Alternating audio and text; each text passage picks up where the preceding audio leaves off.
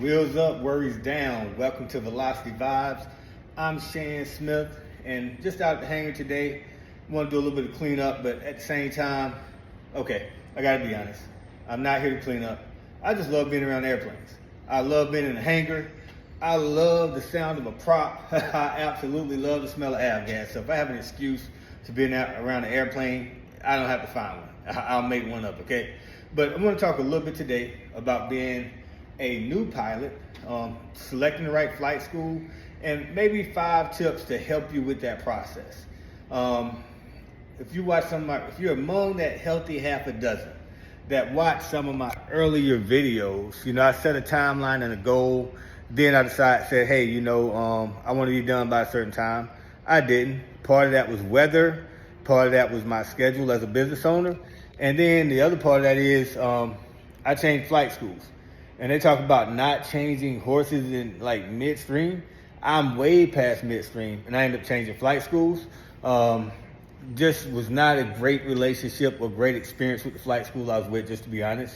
I did have a conversation with the owner, to be fair, and I explained exactly what happened. So for example, if we scheduled a flight and I drove 30 minutes out my way to get there and they weren't there, or there was some issue with the plane, I had to eat that time and that cost and that impacted my schedule. And that happened several times with that flight school. Now, to be fair, to be honest, I did miss lessons. And when I missed lessons, I had to pay. So if they canceled on me at the last minute, too bad, too sad. When I canceled on them, too bad, too sad, Mr. Smith, you still got to pay, bud. That's the way it was. But not only that, one of the most egregious things to me didn't happen to me. It was how the conversation about another student. We're on the runway, getting ready to taxi. It's a busy day at GMU. And then the flight instructor at the time started to tell a story about how one of their students spent the majority of their lesson sitting on the runway because they couldn't taxi. And he laughed about it. And for me, that was just like, you don't care about anybody. You care about your bottom line. You care about making money. And you don't care about seeing students through this process. You care about making money.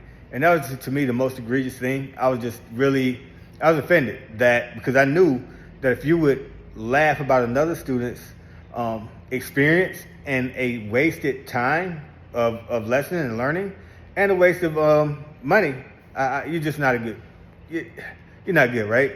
Okay, but my point is, what I would do differently, that's the value. What would I do differently?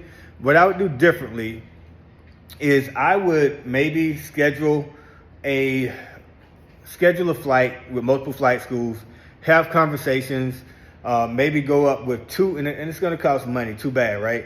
But take your time, have conversations, try and really interview at least 2 to 3 flight schools and instructors. Look at the planes, look at their schedule. Can they give you a constant schedule? That's another thing that happened with me. I was flying on a certain day of the week, and all of a sudden someone who had maybe more capital, maybe a little more money, started getting my days. So that was another thing that kind of was very disappointing. So I just say, hey, interview the flight school, take a look at the planes, take a look at their schedule, and see if it works with you.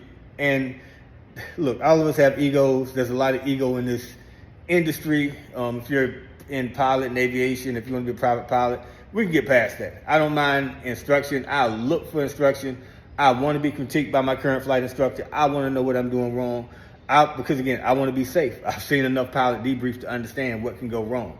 So I have no opposition to that, but just take your time, interview that person that you're looking at, interview that school, take a couple visits, look at the reviews, but still take that visit.